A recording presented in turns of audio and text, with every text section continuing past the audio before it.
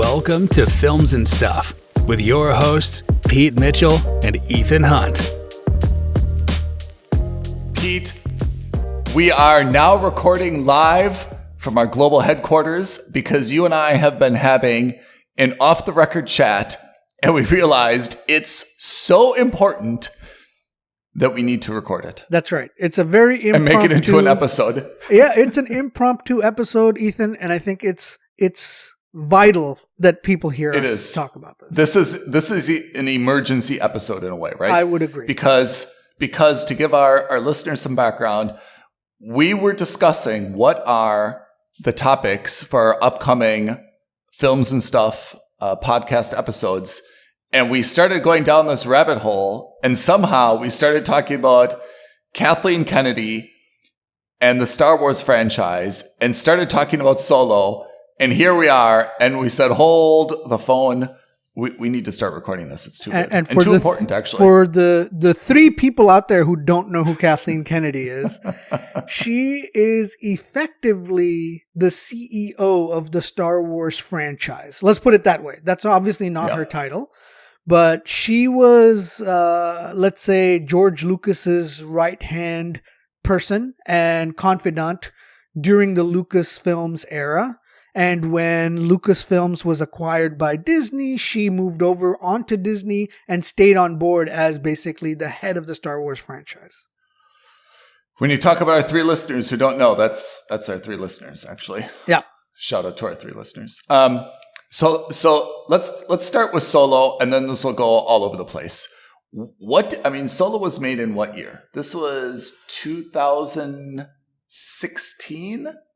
Something like 2018. that? 2018. Okay. Wow. Okay. A COVID lifetime ago. What was had so much bad press leading up to it. What did you think of the movie itself, though? So, overall, I wasn't a huge fan of the movie. I was, however, much to most people's surprise, it wasn't because of that kid they hired to do Alden. I have no idea how to pronounce his last name. Aaron Rick. Yeah.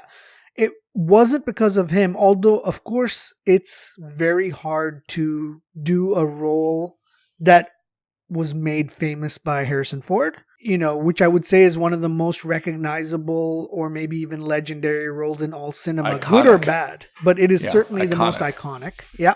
Mm-hmm. And so I don't think it was him that kind of made the movie bad. I think just the whole concept of the film was unnecessary and maybe not executed the best. I think to that guy's credit, Alden Ehrenreich, he resembles what you would imagine Han Solo kind of would have looked like as like a young man, yeah? Mm-hmm. I think his look was right.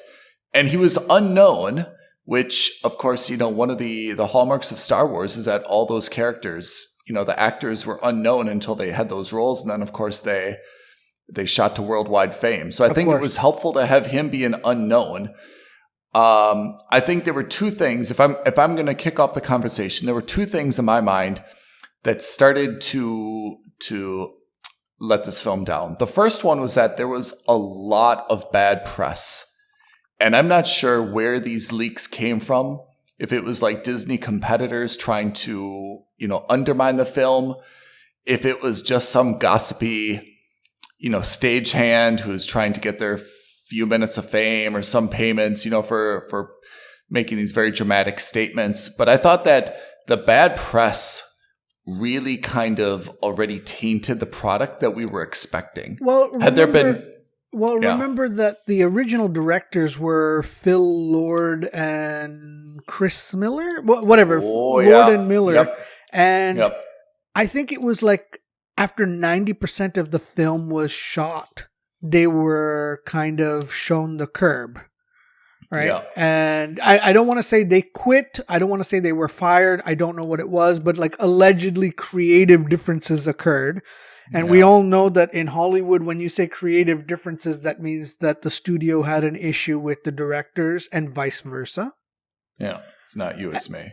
And so they took off, and who was it that stepped in? It was I want to say Ron Howard. Howard, right? I'm pretty sure it was Ron Howard. And so he stepped in at literally at the 12th hour. And rumors were that he had to reshoot like half the movie or maybe even more than half the movie to get it done in the vision that I guess Disney had. That's what came of it, right? So I think that's probably what led to the greatest amount of the bad press that you mentioned. Because it's not really, when you hear about studio differences or creative differences, it generally happens at the pre-production stage or within the first month of shooting, not 90% of the way through. Yeah. You should really catch those things at the outset, right? If your vision is not aligned, the time to, kind of pull the plug is at the beginning before things get out of hand, not at the end, right? Just like any relationship. I mean, you should break off the engagement early on, not when you get to the altar and you're ready to tie the knot. Yeah. So I think we'll expand the list. It was the bad press. It was the change in the directorial leadership. And my third problem is, as I mentioned, Han Solo's, the actor, was unknown. He didn't have any big roles and he didn't really have a predisposition in terms of him and a character. Whereas, remember, Emilia Clarke was in this. Yeah. And Woody Harrelson was in this. And I have to say, love Woody Harrelson. Probably deserves his own episode in Films and Stuff one day. But he's been around the block. And I thought those two actors, Emilia Clarke was like at the top of her Game of Thrones popularity. I thought putting those two characters in this movie really caused it to be a little bit uneven because I could not look at them and separate them, from, other characters that they've played. Yeah, it was a startling difference, right? When you're looking at the star of the show, ostensibly should be Solo, right? It should be Han Solo. But then all of a sudden you're rooting more for Woody Harrelson or you're rooting more for Emilia Clarke is Daenerys, right? I mean, she's the mother of dragons, right? I cannot look at her and separate her, especially in 2018, from the mother of dragons. She's at her height of popularity. Maybe now, when there's been a little bit of distance between, the last episode of Game of Thrones and today, I don't view her as much. But compared to, some of the other Star Wars movies that were very well received, right? Rogue One, Jyn was not really identified. Felicity Jones is not really identified, at least in my mind, with another role. Absolutely. So I thought those are the problems. But that being said, I didn't think Solo was a terrible movie. I thought some things were good. It didn't really have, I think, a hook. It didn't make me laugh. And I think of Han Solo as someone who's got a real dry, smug humor that should make me laugh. I did not laugh. I can't recall at all. But I love Donald Glover as Lando Calrissian. I didn't think it was a terrible movie, but it kind of set the Star Wars franchise on a different path. And that's where we get to our Kathleen Kennedy discussion, right? Yeah.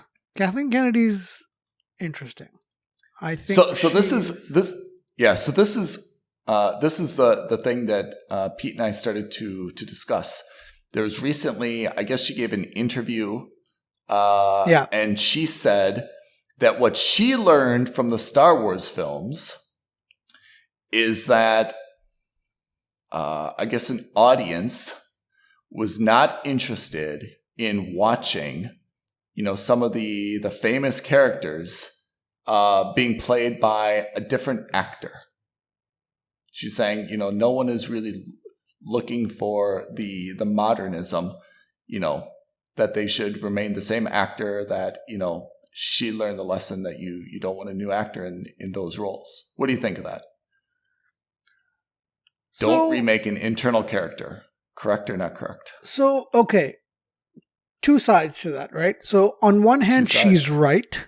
in the sense that I think as a movie-going audience, it's maybe the right time. We've now had it for nearly 4 decades for us to shift away from the Skywalker saga, right? There's only so many times I want to see a Luke Skywalker cameo or, a Han Solo cameo or whatever cameo.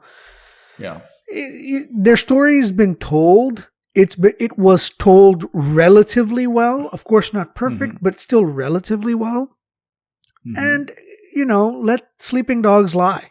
So in that regard, I agree. That lesson I think is a very valuable lesson, and I think we're starting to see that with Filoni and Favreau, who are saying, "Hey, you've got such a huge universe in Star Wars. Let's talk about the Mandalorian. Let's talk about these other characters that are in the same universe." Which allows you the opportunity to say, "Hey, we're going to do a 1-episode cameo with Luke Skywalker." That's great. Yeah. But to see a whole movie or to see a whole series, I don't think is maybe not necessary. On the flip side, I liked Rogue One. I thought Rogue One was one of the best Star Wars movies, in my opinion. Yes, it was a one-off, and it was a Star Wars adjacent. You still knew, as a Star Wars fan, you still recognized so many. I want to say equipments, but I would say, machinery or weapons, right? It was clearly a Star Wars film. It spun off very neatly from, A New Hope. I agree the same thing with Mandalorian. What about Boba Fett? Boba Fett, we're still a little bit on the fence about. So this is the thing. And I think this, again, the platform that they have with Disney Plus gives them the opportunity to look at the characters that we haven't really done a deep dive on before. So while the show itself wasn't super fantastic, I did appreciate that you get to learn a lot more about Boba Fett in this Disney Plus platform. Because remember, in the movies, you just see him as kind of like this badass bounty hunter, but then he kind of gets taken out almost immediately, and then that's it. You don't really see him do anything, right? And while I think The Mandalorian does a better backstory for Boba Fett than Boba Fett does, right? I like that we at least have that opportunity. The same kind of, and if you remove the prequel trilogy, the same can be said for Obi-Wan, right? Because in Obi-Wan, in the original trilogy, you don't really know much about Obi-Wan except that he was Darth Vader's friend, right? And then, of course, you had the prequel trilogy, which kind of showed you Obi-Wan going from Padawan to Jedi Master, right? Do we need to see this Obi-Wan franchise? And this is where I have a problem with what Kathleen Kennedy is saying. So I'm extremely nervous. As am I. Yeah. But you know how Kathleen Kennedy is, her lesson was that we should move away from legacy characters and recasting them. Because fans don't want to see that. I don't think that's correct, because some characters pulled it off. Lando Calrissian was pulled off wonderfully by Donald Glover. Ewan McGregor was a wonderful Obi-Wan Kenobi. I think he's excellent. Yeah. So I think, so you can't look at Alden and say that he's not a great Solo. And so the result is that all other Star Wars characters shouldn't be recast. I think that's nonsense, right? I really think that's nonsense. I think that what you can do very simply is say, hey, you took the wrong, what did you say? You took the wrong learning from the wrong data? Yeah, I mean, I think you take if you get bad, it's not that she got bad data. I think that she's just using a result to kind of justify, the reason for that result. And I think it's just kind of like retrospective. If something is not successful, you can't understand why it was not successful and apply that to everything else. Yes. Right? So I really think that she's taking away the wrong lesson. If she would temper that lesson and say, look, you've got to be extremely careful in taking, one of the principal characters right? And recasting them. I would agree with that. But I thought Solo was actually a pretty good choice, for a standalone movie. You would not want to see Leia is really, really like delicate territory. Luke, it's hard to find a period in his life that you would remake a story about him. Solo is a very good character, and maybe the only one from, the core characters that you could, make a standalone movie about, right? Yeah, perhaps. Do you think it would have been better? Do you think it would have been better as a series? That was 2018 when it was just movie. Yeah. Had that been today, they would have said, hey, we're doing Mandalorian. We did Boba Fett. We're doing Obi-Wan. Why don't we do a Solo season, right? Potentially. Right? I think might have played off better. Yeah. I think regardless of platform, whether it's a movie or a TV show, you're going to get a lot of fan kickback or from whoever you cast as Solo, right? Yeah. Just because, again, he's an iconic character. So it's a lose-lose situation no matter what. And it puts a lot of pressure on that character. But again, if the story is really good, that pressure goes away from the actor, right? Because they can say, hey, whether you liked XYZ actor as Han Solo is irrelevant because that show was so good, or that that series was so good, that story was so good, it's irrelevant. Look, I think ultimately the thing is, you're right. She's taken the wrong lesson from the data that she has. And I think... And just applying it as a blanket, right? That's a really big dangerous thing to say. It's a dangerous thing to do with an IP that's as valuable as Star Wars is. It's also very dangerous to do because you risk eliminating stories that people do want to see. Pete, can I also just make another clarification to that? Maybe she can say that, and maybe that's really what she believes, and there is some truth to that. Knowing how fanatic people are about the Star Wars franchise, you should not make that statement. As a guardian of a franchise, you not only have a duty to, make good entertainment, you also have a duty not to make statements that are either going to be taken out of context or come back and be used against you in the future. You really have to be delicate in what you say, right? I agree. I think Kathleen Kennedy is a steward for the company, but not for its IP. Which is to say, I think she's a much better, I think we talked about this earlier as well. She seems like she could be a very good leader as like someone who stays in the office. But when it comes to the creative side, I don't think she's got the right mindset for it. Do you think it's better? I mean, the person who really leads this franchise, is it better for them to be a fan, or is it better for them to just be objective and say, look, this is a company. It has a lot of assets. I'm going to maximize the assets and make sure that I protect the assets, but they're not really a fan. What do you think is the better? Yeah, so this is like that age-old Hollywood dilemma, right? Because on one side you have the suits, and on the other side you have the artists. And the suits are only interested in making sure that, they can franchise the hell out of it and, make merchandising sales. So they'll go to the artists and say, I need a character that's like a BB-8 or like, something that I can make a plush toy out of and sell for $100. Yeah. Yeah. Whereas the artist is more interested in, hey, this is a good character, or this is a great story idea. And I don't care if it costs you $200 million to do it. We're going to do it because this is something that the fans are going to love, right? And I think if you look at that, it's a delicate balance. My opinion is that Kathleen Kennedy doesn't have that balance. I think she's a better business person than she is an artist. I don't think she's got the respect, and maybe not respect, but I don't think that she's got the appreciation for how important the characters are to a lot of fans.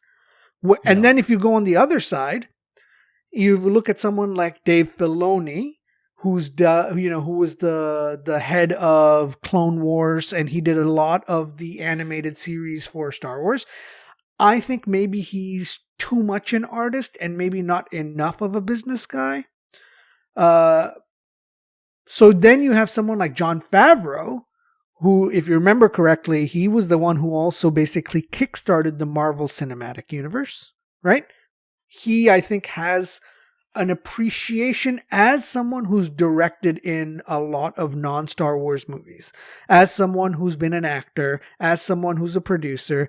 I think someone like Favreau has a lot more of a temperamental balance, which is to say, listen, I understand this is a business, but I also understand this is Star Wars, right? And not everything has to be a monetary business decision. And I think he's really proven that, right? With The Mandalorian, with the MCU, basically any of these massive franchises that he's spearheaded, he has shown that I can not just monetize this for you, but I can also make it something that fans are happy with. Yeah.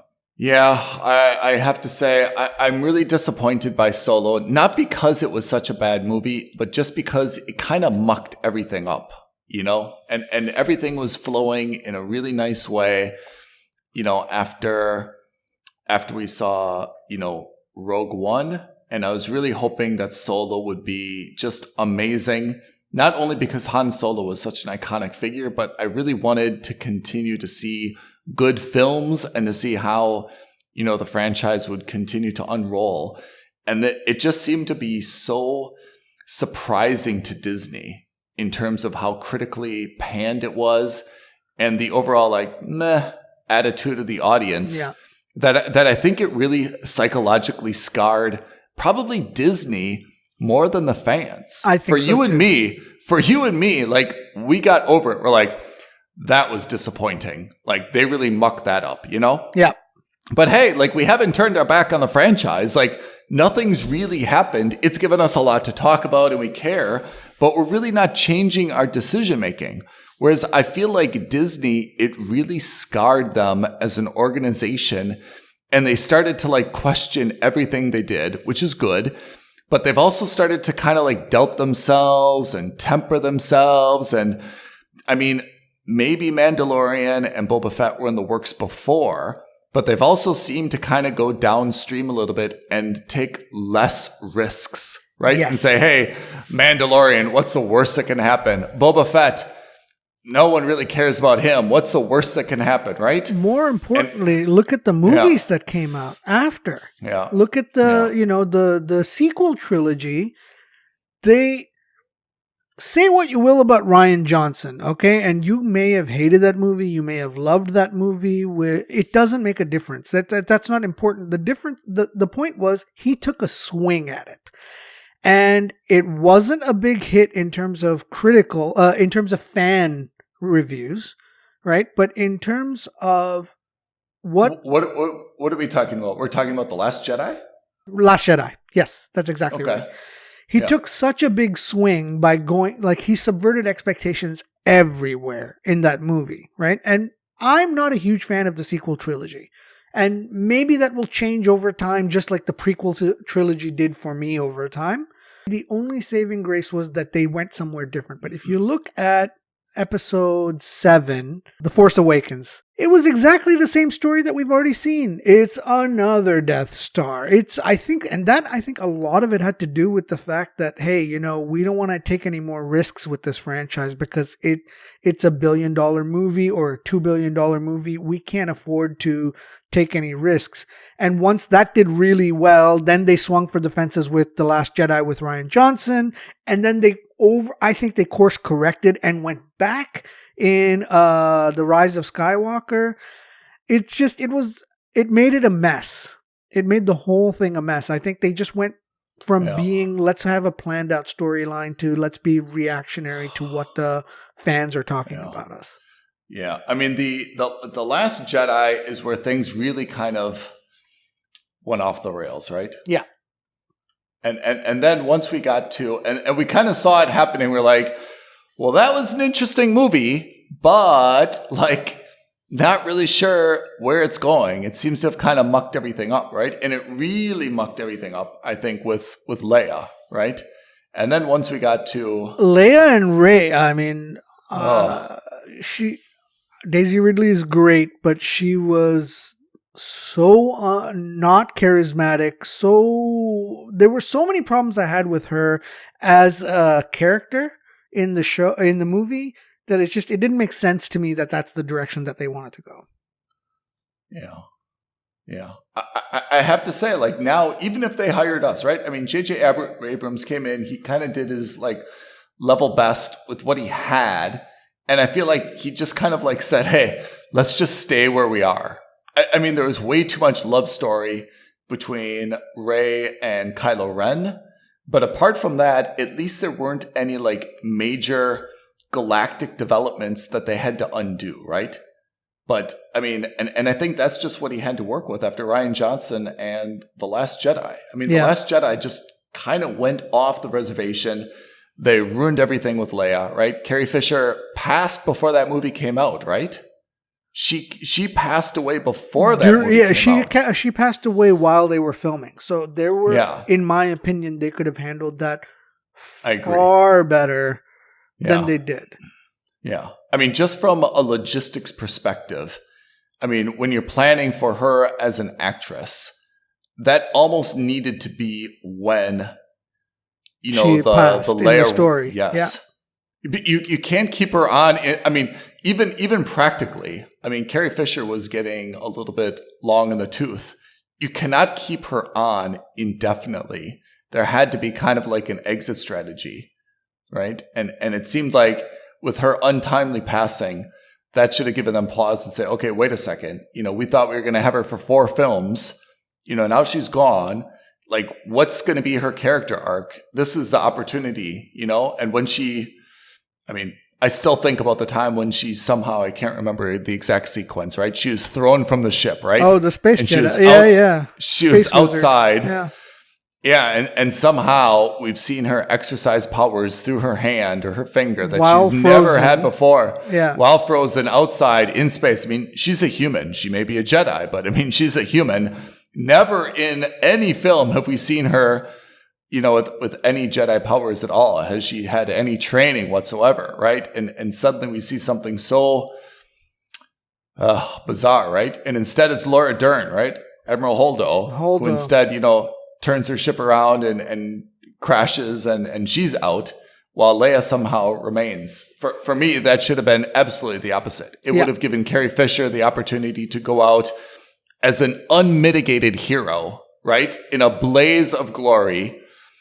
You know, consider where the fan base is not as much of a fan of Leia as it is Luke, right? So, I mean, there probably would have been like less, I guess, like fan uprising to the extent that, you know, she would have passed away in that episode. So I thought that, I mean, Rian Johnson, I thought, had a few very, very good ideas in that film. I think there were like at least 2 kind of iconic visual scenes.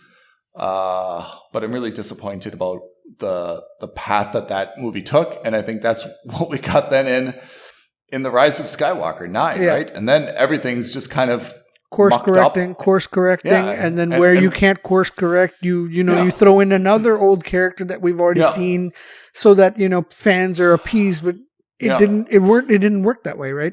Palpatine's back somehow. That's a line in the movie. That's a line in the movie. That's something that you and I would have written when we were in school. You know what I mean? Like that is not Hollywood A tier. I mean, that's when you had a typewriter.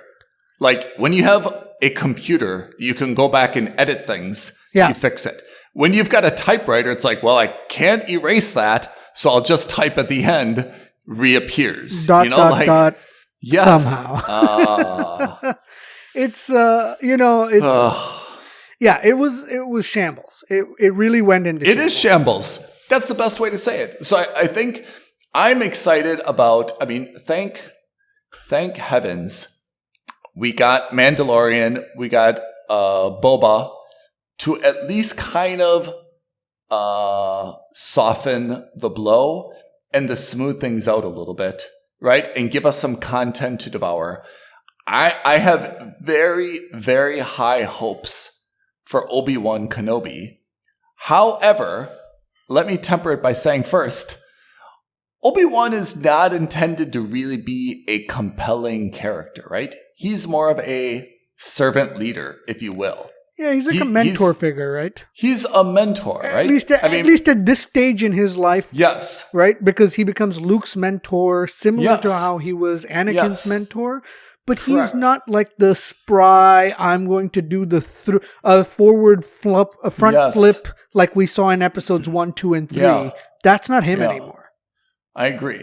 So I am expecting the best, but he's not intended to be a main character. You know, he's intended to be a supporting character, right? He's intended to be the guy who wears kind of the burlap sack with the hood over his head, who walks in the shadows. People maybe undermine him as the, rickety old man, and he comes out and, he kicks some ass, and then he kind of goes back to the shadows again. Yeah, he's kind of like the man in black in old westerns, right? Which is to say that he's the guy that no one really knows anything about, but he's very capable, but he doesn't make a scene anywhere he is. Yeah. Right? And so again, listeners, we're not crapping on Obi-Wan. This is just the stage of life he's at, right? He's like in his retirement phase. He's similar to how Yoda was on Dagobah, right? Which is to say, I'm going to take a step back. I'm here to teach you, but I'm not wielding lightsabers because I want to and because I'm really good at it. No, I'm wielding lightsabers only if I have to. And if I can avoid wielding my lightsaber, I'm going to avoid it, right? That's the idea. So apart from Obi-Wan and Lando, who are the other characters who are really compelling enough to justify it? I mean, I don't see a standalone movie for anyone. Do you see there could be one. Oh, you already said Lando, right? Yeah, that's it. Yeah, Lando. I don't think there's anyone else.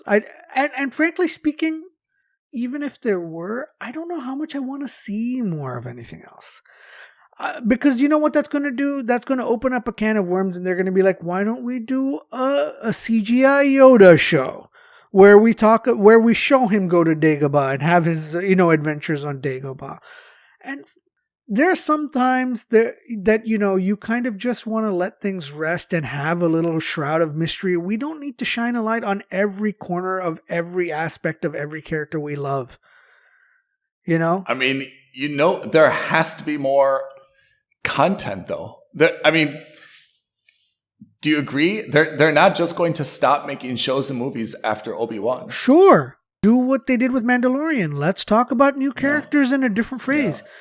Look, we haven't seen any shows set so we're going to have, from what I understand, we have Andor coming out, which is going to be set in pre-episode 4 times.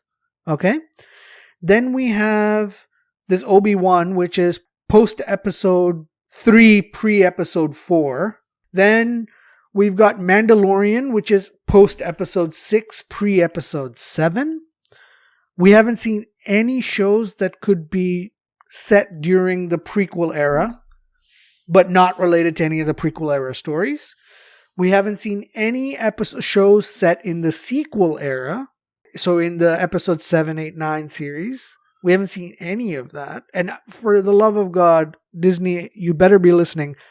I don't want to see a Mark Hamill-led Luke Skywalker 7-episode series about how he got onto that island or about how he started his Jedi Academy. None of that. I don't want to see any of it.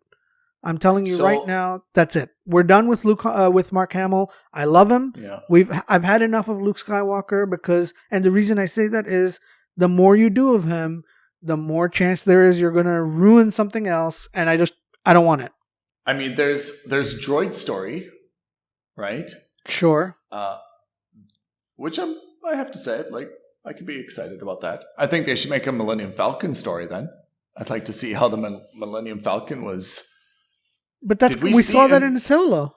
Did we see in Solo how he got the Millennium Falcon? Yeah, because he beats Donald Glover in the poker game or whatever. And how did Lando get the Falcon?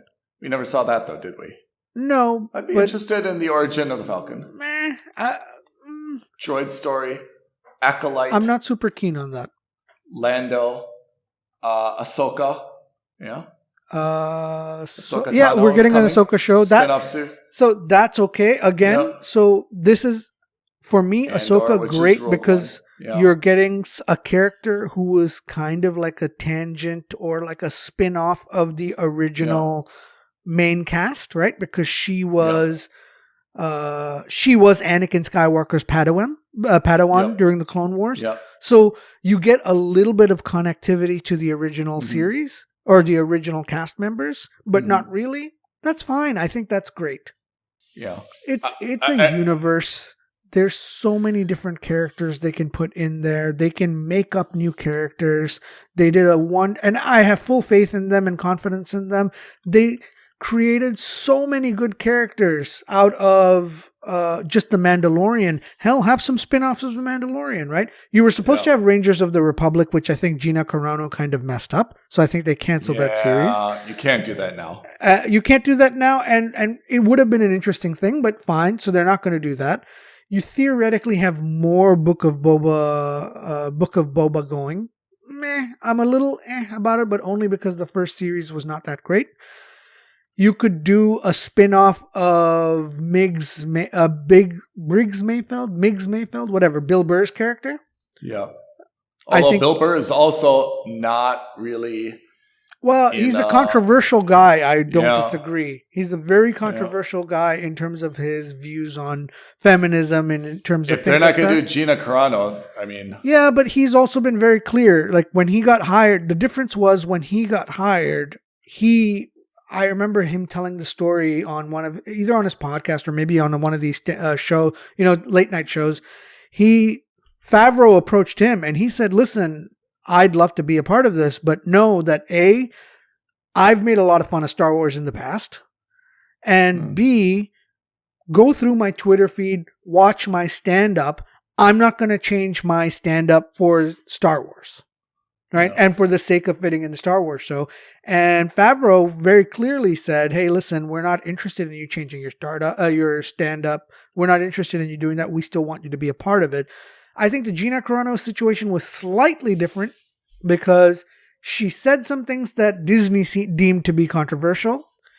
She then had a sit-down meeting with the guys at Disney. And then she doubled down. And then she promised she wouldn't do anything more. She agreed that she had stepped over the line, or so that's what the rumors are. And then 6 months later, she doubled down. I mean, fair enough. If that's the way she feels, that's the way she feels. She's welcome to her own opinion, and that's fine. But I look at this as, if I forget about me being Disney, if I'm a boss, okay, and I sit my employee down who's already got a strike and who says that I'm not going to do something like this, and she commits to that, and then she goes and does it again, I get it. Yeah, and I don't necessarily like that or don't like that. That's irrelevant. I look at it purely on a contractual or on a purely business play. You promised me you weren't going to do something controversial. Listen to your boss. And then you went down and did it. So, What do you think of Hayden Christensen playing Darth Vader in Obi-Wan? I'm excited. Are you scared? Cautiously excited. Are you scared? I'm cautiously excited. So he got a lot of grief because he played like that emo, whiny kid in episode 2 and 3, right? Yeah. Episode 3, he was more aligned to being like an evil guy, but and you can't blame him for this. The writing was just not good, right? The writing was bad. It's always been the criticism of George Lucas he's been brilliant in stories, in characters, and plot. But he's been miserable. Is just pants. Yeah, he's been really miserable in dialogue. But not only was the dialogue bad in episode 2 and episode 3, but to be honest, I felt that plot really didn't justify how he slaughtered all the younglings and how he just basically that turn, embrace the dark turn side, was too fast. Like, it was a real quick dark turn from, Palpatine spoke to him for like 10 minutes on screen, and then you go from there into being a bad guy. It was a bit of a fast turn. Okay, fine. And I think they did that in service to episodes 4, 5, and 6, because you have to understand the story. But I think they could have done that in a more elegant way. But, that's the beauty of good storytellers is that they don't always put in your face exactly what happened. Yeah. Like there's a way that you say, well, how did this happen? Let the audience imagine it or figure it out. Let's have those two, right? Anakin and Palpatine have a meeting behind closed doors, and he comes out and he's just seething, right? And you say, like, what went on in that meeting? Yeah. What did he say to him, right? That's storytelling. Storytelling isn't, let's put them face to face and have him say, aren't you worried about your wife? He says, I love my wife.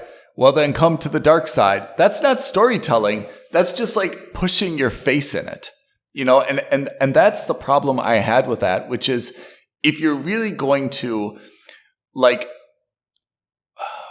write it out word for word, make it compelling and believable, because this is a dramatic change, right?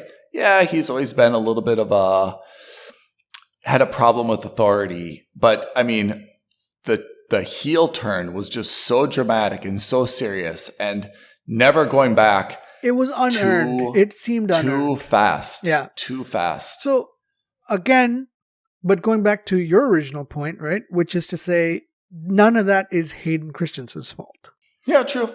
So I felt bad for the backlash that he got. And I think a lot of that is also because the older I've gotten, the more mellowed out I've become to the prequel trilogy. When I grew up, I wasn't a huge fan of it. And then over time, like, it's grown on me. Right? And maybe that'll happen to the sequel trilogy. I'm doubtful, but maybe it will.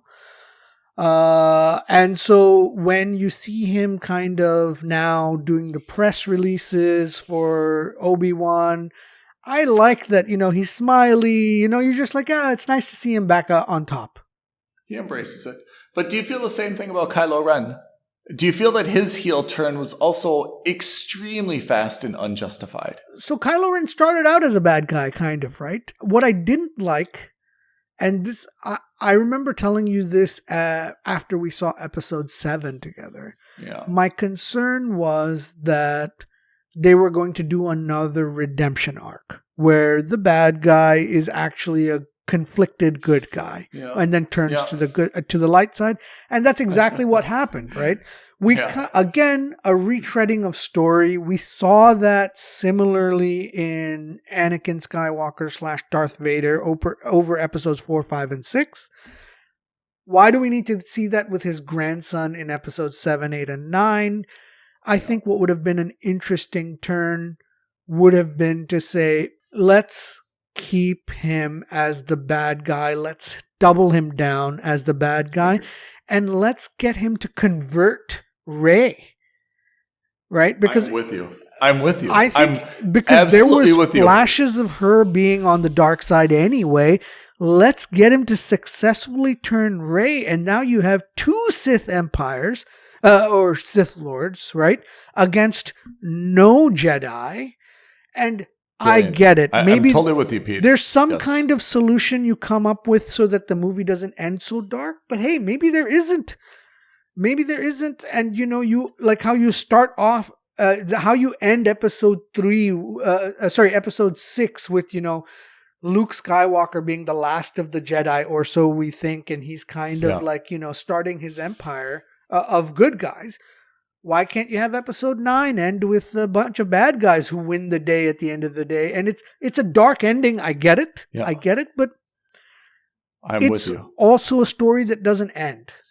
And it's consistent. It's consistent with Star Wars lore, I think, in 2 senses. The first one is the evil empire is really the main character, right? And the rebels are always trying to catch up and always the underdogs. Yeah. And this is a consistent theme. And the second part is Star Wars maybe more than any other film, and I don't think it's an exaggeration to say, in cinematic history, had probably the biggest unexpected turn or reveal when Darth Vader, became good and was determined to be Luke's father. Yeah. I mean, until then, there were really no mysteries in movies, right? That was just a groundbreaking thing in 1980, what have you. And nobody saw it. The beauty is that they didn't telegraph it. Nobody saw it coming. As impossible as that is to believe, it was really a gasp moment. There was no internet. There was no spoilers. There was no leaks. There was no, well, something's got to happen. It was just a shock that the bad guy, flipped. And remember, that's when they revealed it, was at the end of the movie. Yes. So up until episode 6, you were just like, holy crap, I can't believe 5. the bad guy is the good guy's father. Yeah. It was mind-blowing. Yeah. Oh, that was 6, right? Yeah, it was Return of the Jedi. It was in episode 5 that he revealed it. Yeah. So Empire Strikes Back, he revealed he's your father. And then, he turned then at the end of Return of the Jedi. Yeah, and remember, at the end of episode 5 is also like when Han gets carbonized.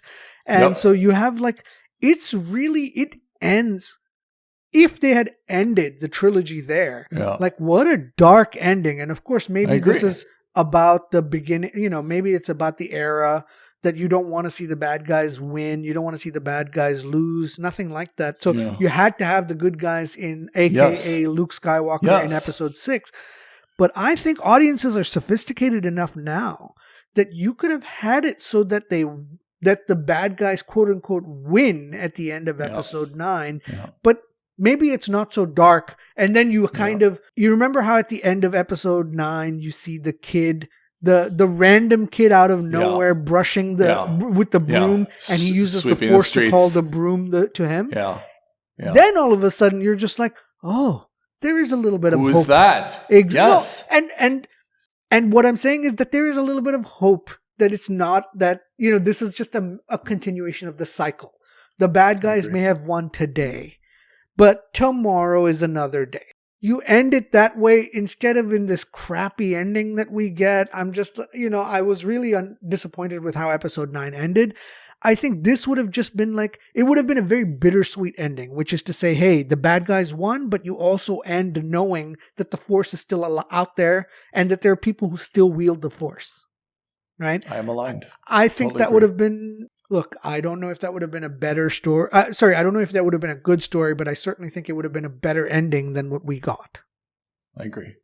I mean, because now the problem is there's really no conflict.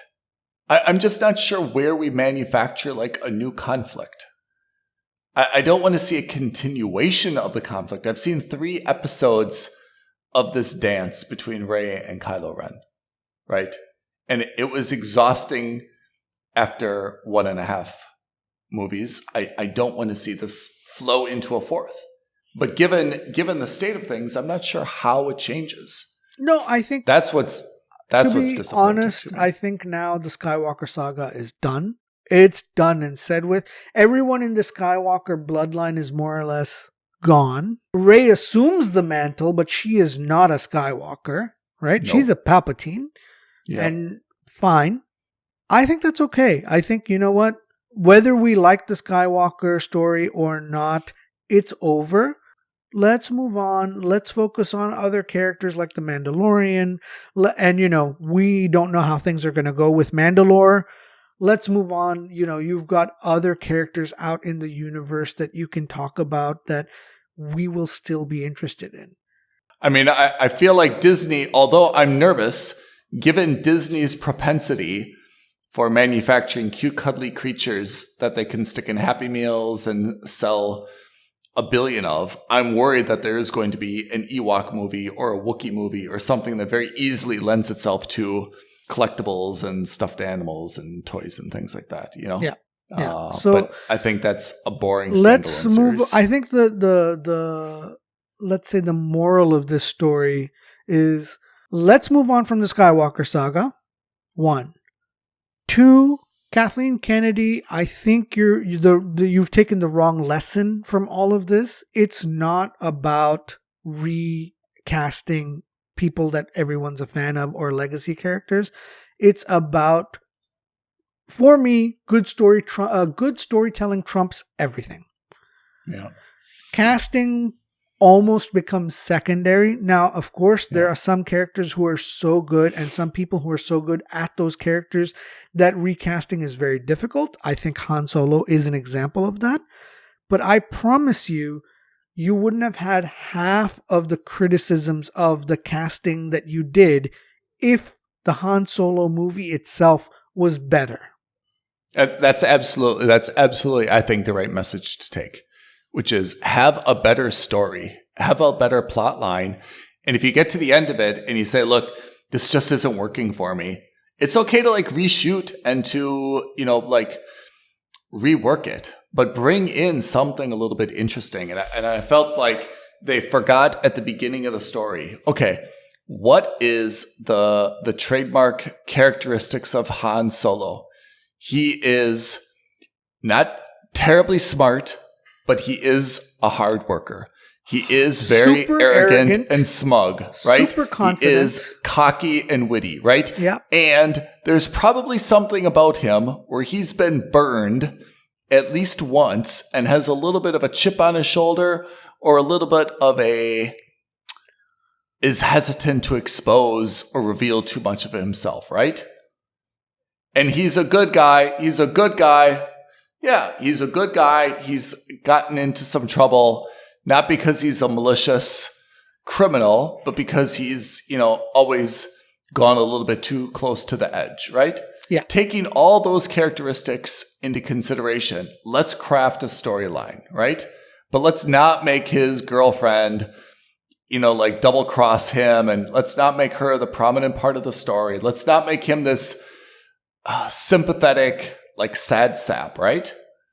Yeah, I think is where Disney really needs to kind of learn. That's another lesson is, hey, look, sometimes stories are good enough on their own that you don't need to connect them to everything else. Not everything is a connected universe. Yeah. You did not need to have Kira have that conversation with Darth Maul just so that you can see Darth Maul spark his lightsaber on a hologram of all things, on a telephone message. Yeah. Like, what are you trying to say? You know what I mean? Like, it's unnecessary. Yeah. I get that you want to show people that she's not necessarily a good guy and that she's working for a known bad guy, but that was not the way to do it.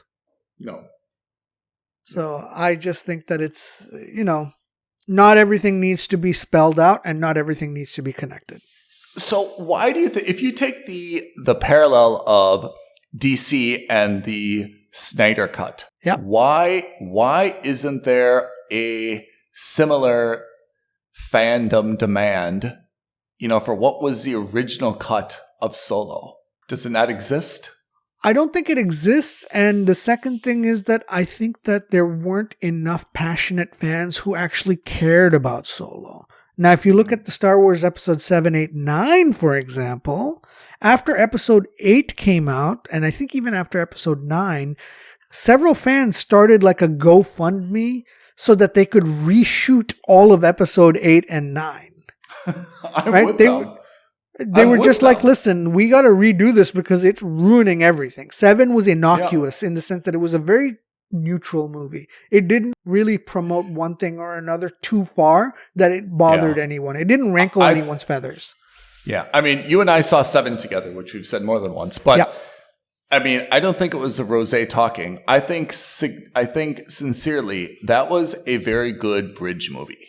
And that had to walk such a tight balance between, it had to obviously, placate the fans that have been waiting 20 years for that to come out. It needed to bridge the old and the new. And in some cases, it really pandered to fans like ourselves, but it really had to do that to kind of reintroduce everything and still make like incremental advancements in the storyline, so that, the new generation could kind of get up to speed and everyone could collectively be ready to move forward. And I have to say, as a movie, we can really critique it and make a lot of we can be a little bit harsh on it. Sure. But I have to say, as a bridge for an iconic franchise that was dormant for about 20 years, I think it's tough to expect that any movie could have done a better job of not getting existing fans unhappy and grabbing everyone and moving them towards number 8. Yeah. So I think 7 was a work of art in that sense. As a standalone movie, no, but in terms of the job it had to do to bridge those two continents, I thought it was exceptional. Then that's where 8 went off, right? And 8 is really my criticism. 9, I've got criticisms of 9, but 9 I feel is more of, it's driving around aimlessly in a neighborhood, but it's only in that neighborhood because 8 took the wrong path and got them there. So it's hard for me to criticize 9 based on, the direction that 8 took. So 8 is really the problem for me, even though, like I said, I thought there were some iconic scenes in that, but Leia, Luke, Solo, all of those just kind of like one after another. I thought it was just a domino effect of bad storytelling decisions. Yeah. And that brought 9. And then in 9, it was like, what can we do? We're boxed in. We don't have any choice. This is all we can really talk about because of the story. And maybe that's a Disney problem, right? Because they went from J.J. Abrams to Rian Johnson. Who did 9?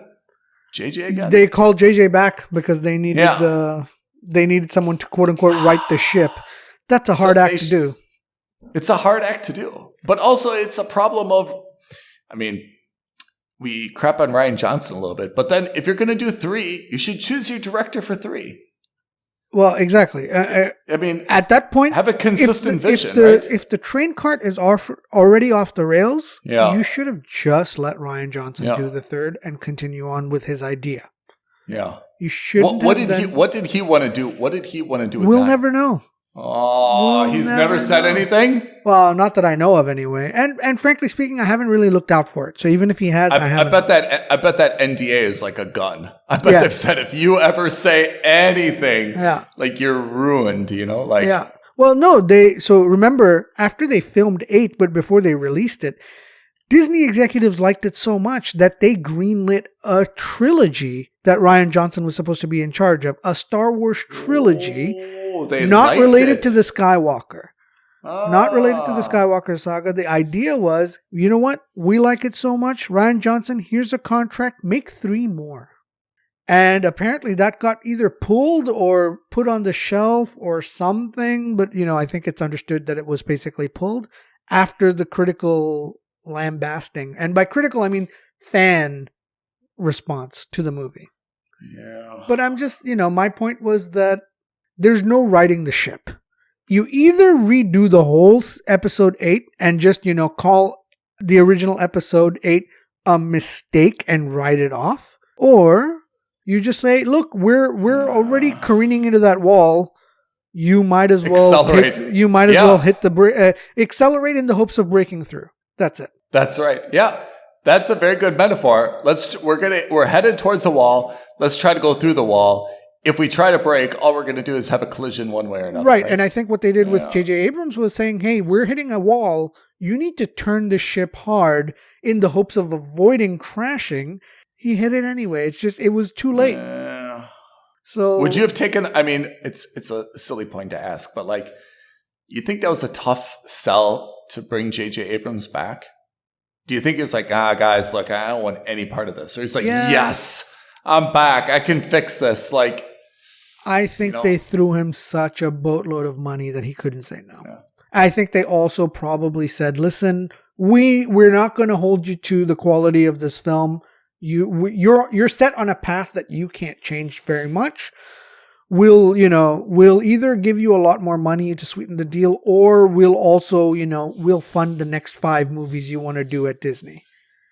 This reminds me of the parallel of lawyers when they're trying to pitch for a case. They always tell the client hey, you've got a winning case. Like, I can absolutely win this case for you, right? Yeah. And then once you get the case, you go back to the client and say, look, there's nothing I can do with this case. You've mucked this all up. I'm just doing the best I can with what you gave me. And the client's like, wait a second. You told me you could win this. You know, he said everything was good when you're trying to get the business. So he may have gone in and said, hey, like, I'm taking this. Like, don't worry, Disney. I can fix this, right?